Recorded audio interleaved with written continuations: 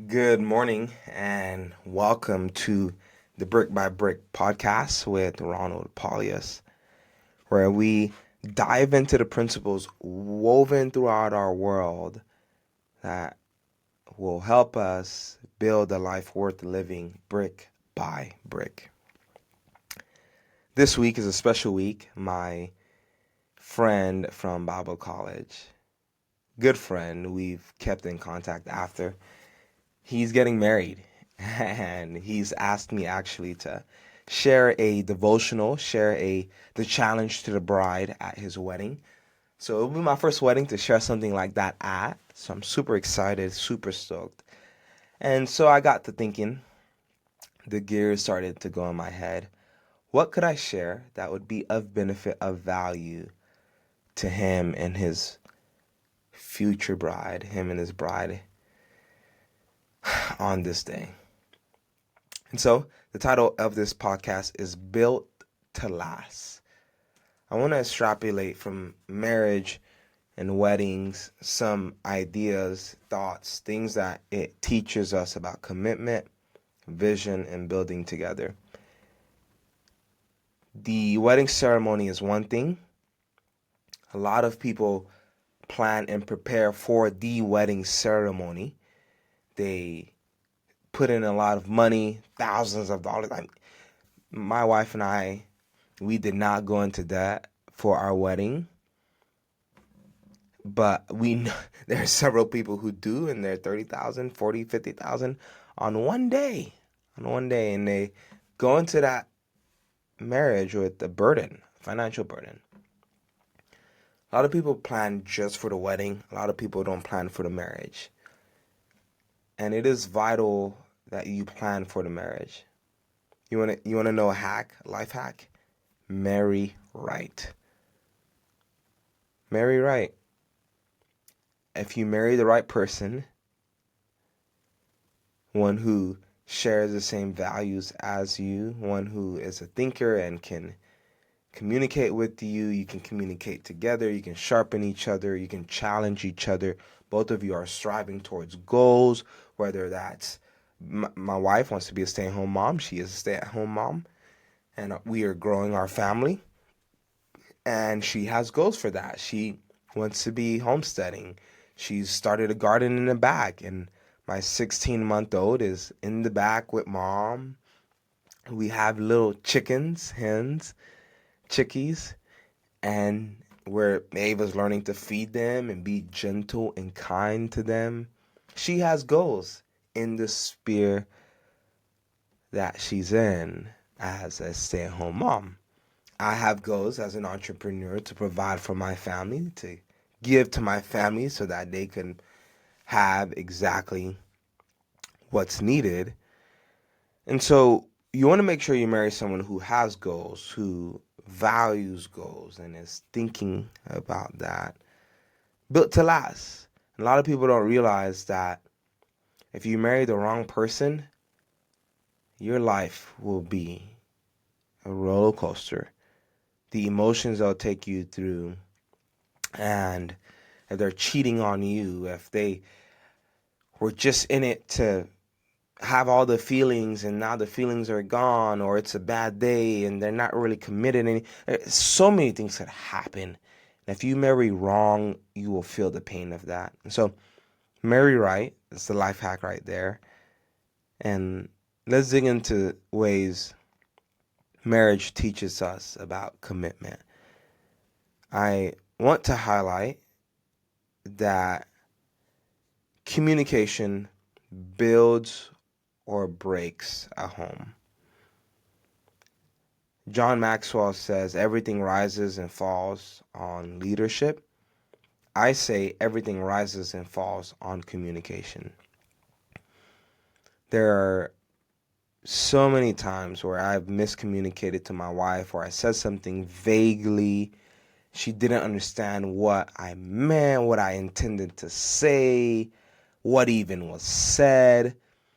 And she responds in a way she thinks is what I was asking or saying, and it doesn't click, and we end up late to this event we're going to, or this doesn't get done, or vice versa. So we're in the process now of sharpening our communication, making sure we're saying exactly what we want to be said, and we're not beating around the bush. Marriage thrives on the daily, consistent, clear communication. And in the same with entrepreneurship. As a business owner, you're selling something. If it's unclear what you're selling, customers won't buy.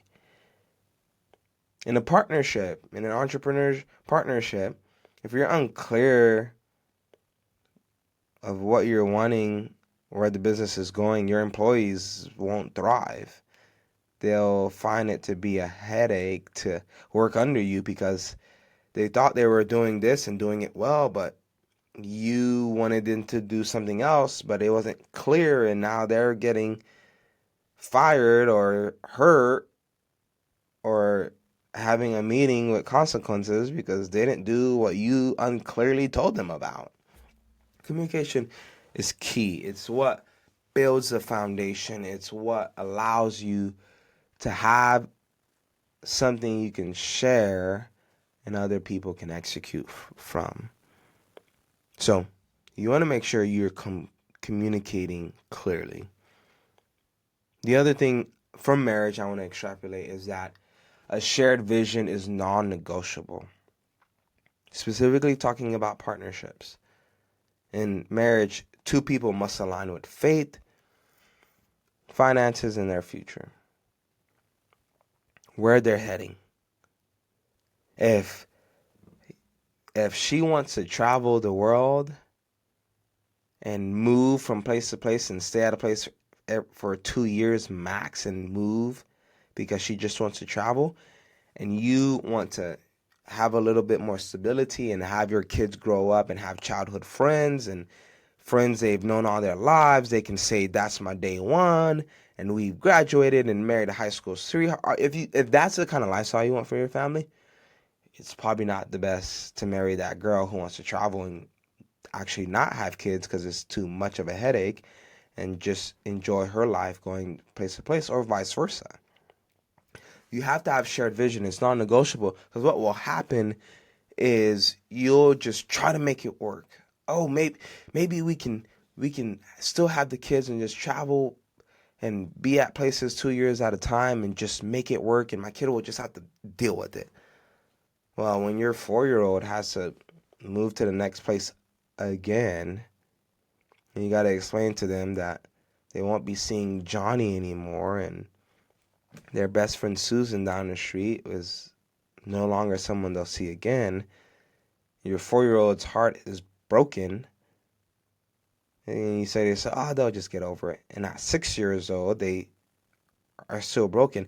And at 8 and 10, they're going through this. And then you have a struggle at 14, and you're fighting with your 14-year-old because they have an identity crisis. They don't know who they are. They've gone place to place to place to place. They've been friends with emos and rock stars and straight A students and gangsters and whatever, and they don't have identity because they're moving every 2 years, and now their life is kind of they ebb and flow. They're water. You put them in the cup, they take the shape of the cup. You put them in a different container, they take the shape of that container. And at 14 years old, you're trying to help your kid. They're about going into high school. They're about ready to graduate from high school. They're about ready to go to college, and they don't know what they want to do, what they want to be, because they don't know who they are. You'll run into some problems. And that thing that you said to yourself, oh, we'll just get over and we'll figure it out when we get there. Now all of a sudden it's not that easy to untangle. Ouch. You got some problems. A shared vision is non-negotiable.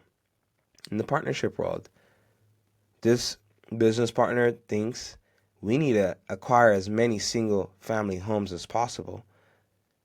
And this person thinks we should only get 10 single family homes, and then we should be able to leverage them to get into multifamily. And once we get into multifamily, we should be able to leverage that and get into some commercial buildings, thinking strip malls and this and then after that we can,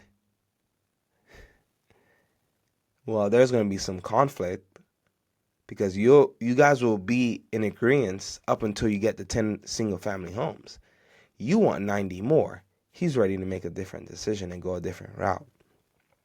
Shared vision is non-negotiable because you got to be able to stay with somebody for the long term. Now differences come, minds change. You get 10 single family homes and you realize actually this is all the experience we need in this sphere of things. Let's jump into multifamily. That's where the bigger bucks are. Let's do. All of that comes with change and with new knowledge. New knowledge should bring about change to some degree, some flexibility, some adaptation. But if you guys don't agree without that new knowledge already present, you're going to get conflicts when new knowledge does come about. And you settle in wanting 100 single family homes because multifamily is too difficult to get into. Now you're parting ways. Faith. One person's a Roman Catholic, the other person's a Buddhist. One person is whatever it is. You got to be on the same page because it's hard to build something brick by brick when somebody else is using different bricks. If you're not on the same page, using the same resources, having the same vision, you will run into difficulty. And the reality is, marriage is already difficult.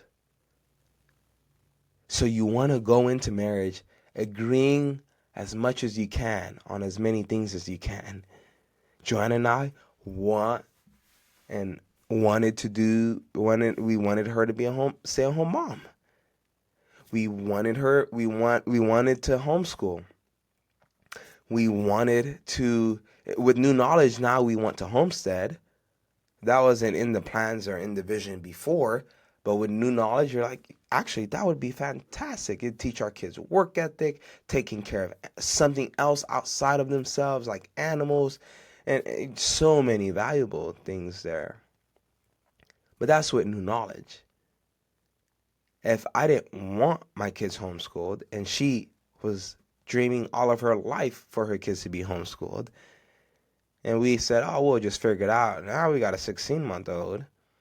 I mean, we could continue to say, oh, we'll figure it out when the kid turns, I don't know what age you got to be for pre-K or something. But you can imagine when we get there, it's gonna be a battle. So you got to have those shared visions because marriage is already difficult. We already are untangling our different backgrounds. I grew up in the city. I went to public school. Joanna grew up more countryside. She was homeschooled. We're already navigating the difficulties and the differences there. You don't want to add on to that. And same with business.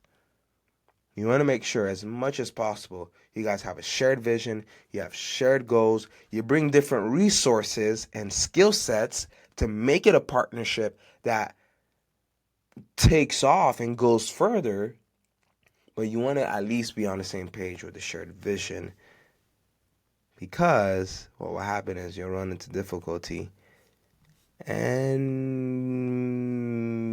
sometimes those difficulties kill a partnership. The other thing I want to talk about is legacy over romance. I mentioned it earlier, hinted at it. A lot of people prepare for the wedding. They're focused on the wedding. They're geared towards the wedding. They're only thinking about that day. Joanna and I, we did a wedding premarital counseling. Not because we were struggling, not because we had difficulties and this and that, but because we wanted to make sure we were focusing about the day after, the days after, the legacy we are building after we got married. One day out of hundreds and thousands of days, You got to focus on the thousands of days. And in the same way, the weddings are romantic, but the marriage is about legacy. There will be days you'll wake up and you don't feel like you're married. You don't feel like you want to talk to your spouse. You don't feel like you want to be nice and whatever it is. You don't feel like going out of your way to do this and that for them. But you do it because you made a covenant. You promise that in ill or in better, in health and in sickness, and for rich or for poor, these are the commitments I will have and make. In regards to business, you gotta have a purpose. It can't just be about making money.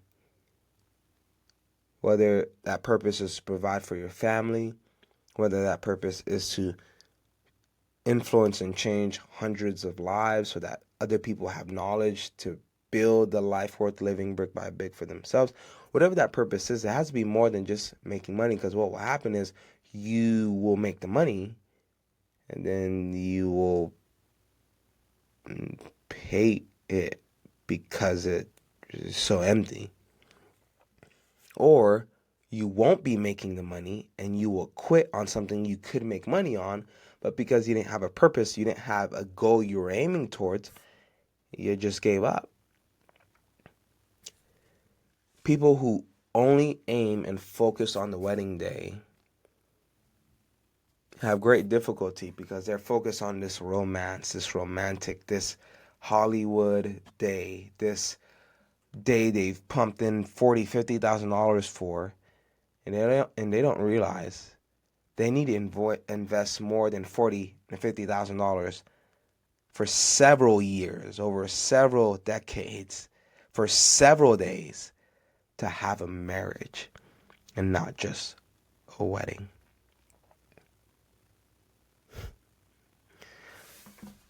And so my question to you is, what are the relationships you are in now, business-wise, entrepreneurship-wise, that you need to look at and evaluate?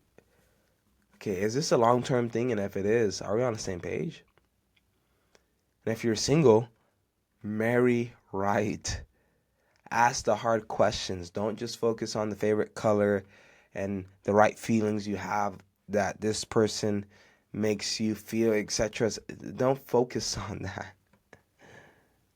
They're awesome. It's fun to have those. But realize that you're going to build something with somebody. And it has to be something worth building. Because you're going to build it brick by brick.